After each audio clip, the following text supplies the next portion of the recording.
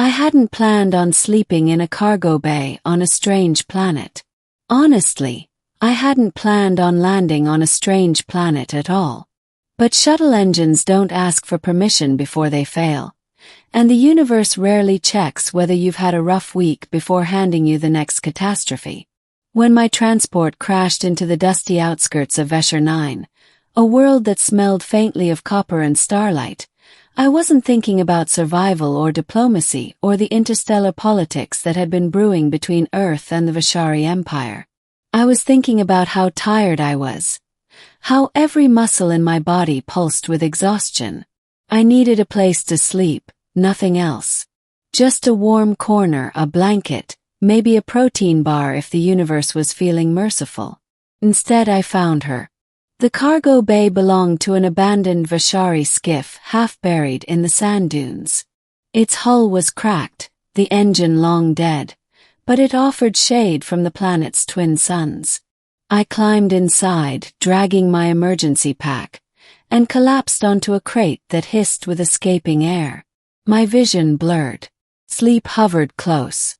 That was when a shadow crossed the doorway. Tall, graceful, glowing faintly blue in the dim light. Human, a voice said. Smooth. Musical. This vessel is not as empty as it seems. I jolted upright. Standing there was a woman. An alien woman, unmistakably. Her skin glimmered like shifting nebulae, and crystalline strands of hair floated as if underwater. Radiant silver markings spiraled across her cheeks. She wore armor made of some shimmering metallic fabric that moved like liquid.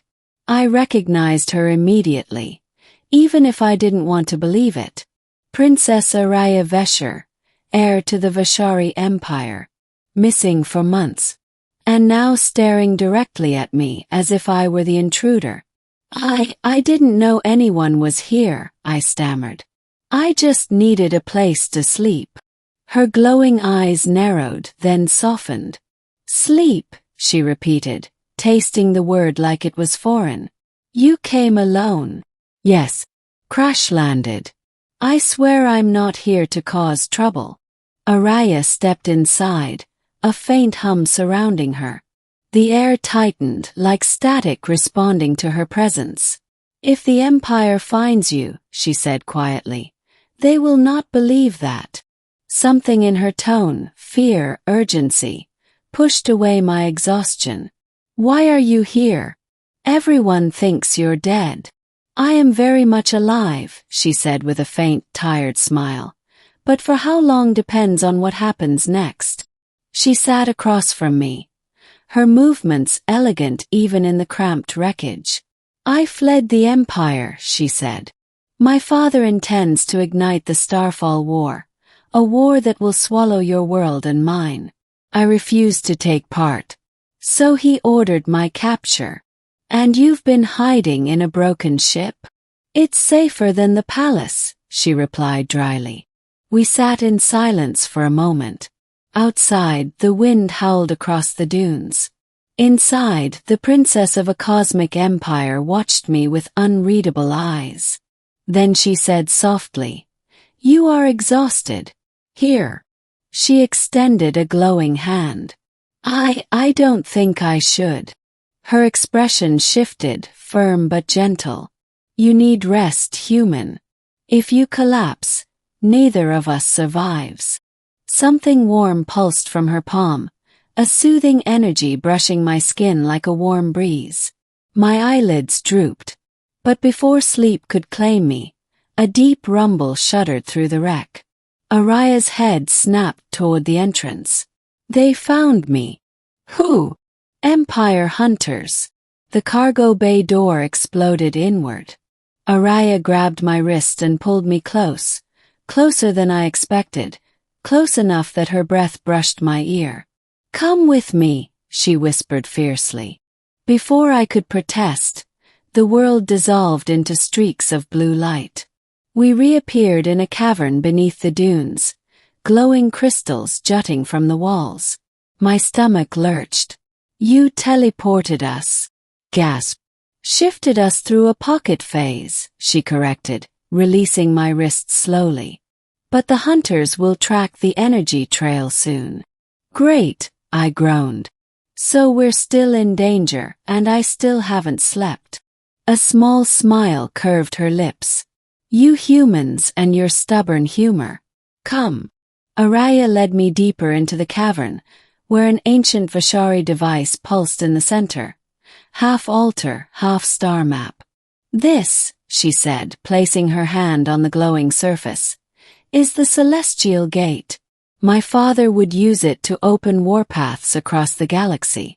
But it can also take us to the outer reach, a place he cannot follow. And you want me to go with you? Her expression softened. You crashed here by fate. But you stayed even when you realized who I was. I trust that. I trust you. The cavern trembled. Distant metallic footsteps echoed through the tunnels. Raya stepped closer, too close. She lifted her hand to my cheek, warm and glowing. You don't have to protect me, she whispered. But if you choose to come, I will protect you. I swallowed hard. I just wanted a place to sleep. She laughed gently. Then sleep in a safer world. The hunters burst into the cavern, armored, armed, shouting commands. Araya seized my hand again.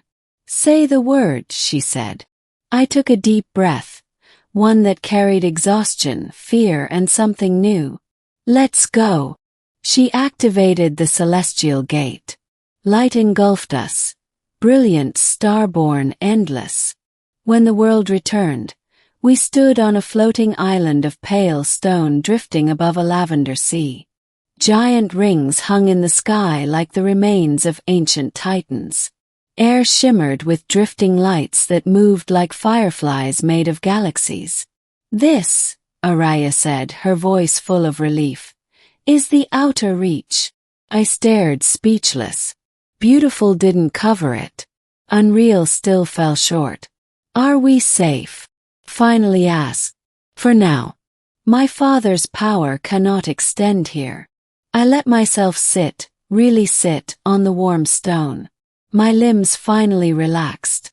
I can sleep now. Yes, she said softly, kneeling beside me.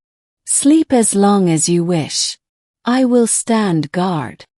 Her hand hovered above me, hesitant, gentle, before she placed it lightly on my shoulder, a protective gesture I didn't expect from royalty. Why me? I murmured, already fading into rest.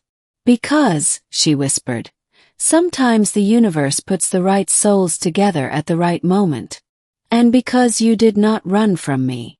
As my eyes closed, her voice softened further, almost fragile. And because I do not wish to be alone anymore. The last thing I felt was her warmth beside me, an alien princess who could have abandoned me, but instead stayed close, guarding me as I drifted into the deepest sleep of my life. For the first time in forever I felt safe. And somehow, against every cosmic odd, I knew our journey was only beginning.